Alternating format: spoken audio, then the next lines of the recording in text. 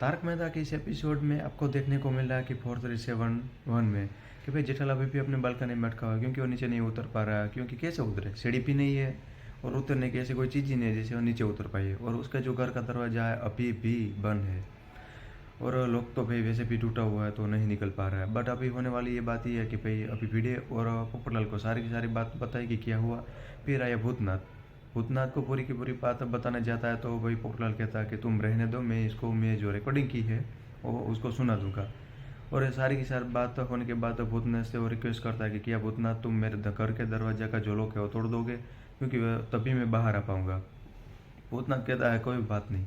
तो भूतनाथ उसके घर का दरवाजा तोड़ने के लिए उसके कारीगर को कहता है और वो तो दरवाजा जैसे तोड़ता है तो जेठालाल जैसे आज़ाद पिंजरे से कोई परिंदा निकला हो वैसे सोसाइटी के ग्राउंड में घूमने लगता है। ये बात होने के बाद बहुत ही खुश होता है कि अच्छा हुआ कि तुमने मुझे आज़ाद कर दिया, मेरे घर का दरवाज़ा तोड़ दिया, मतलब लॉक।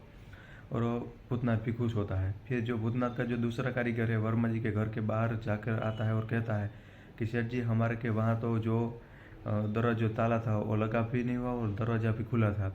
तो जो भूतनाथ है उसने उसके दूसरे जो कारीगर को एक काम दिया था उसको कॉल करता है और कहता है कि तुमने ताला क्यों नहीं लगाया।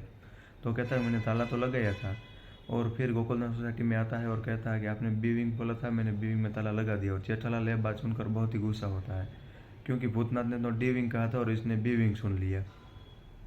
ये बात में अब जेठल बहुत ही गुस्सा होता है और उसके पीछे दौड़ता है। तभी बापूजी और अय्यर अपनी कार लेके आ जाता है और बापूजी भी ये बात सुनकर बहुत ही गुस्सा होता है। फिर दोनों माफ़ी मांगते हैं और फिर वो दूसरा नया लॉक लगाने की बात करते हैं। तो ये सब कुछ होने के बाद सब लोग जाते हैं जेठाल के घर पर। वहाँ पर जाने के बाद सब लोग जो नाश्ता लेके आ रहे थे वो नाश्ता करते हैं, मौज मस्ती करते हैं और जेठाल सबका शुक्रिया कहते हैं कि आपने हमारी मदद की। और ये बात होने के बाद अब नेक्स्ट एपिसोड में क्या होगा ये तो हमें पता चल ही जाएगा। बस आप बने रहिए हमारे साथ।